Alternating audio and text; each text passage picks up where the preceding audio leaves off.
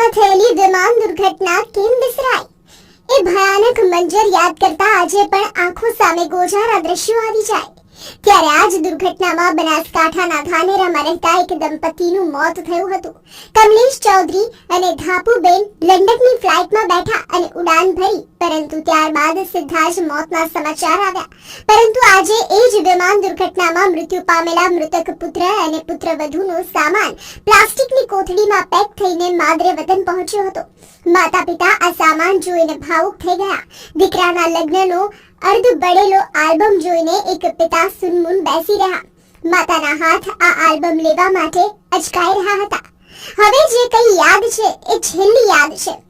ન જાણ્યું જાનકી નાથે એ કહેવત ખૂબ જ અઘરી સાબિત થઈ અને વિમાન દુર્ઘટનામાં ન જાણે કેટલાય પરિવારો આઘાતમાં સરી પડ્યા.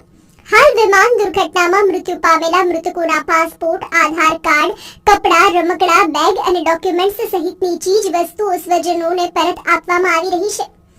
ત્યારે પુત્ર અને પુત્રવધૂના અર્ધ સળગેલા ડોક્યુમેન્ટ્સ જોઈને ન તો એક શબ્દ નીકળ્યો કે ન તો આંખમાંથી આંસુ નીકળી શક્યા, પરંતુ માવતરના ચહેરા પરથી તમામ પ્રકારનું દર્દ ઓળખાતું હતું.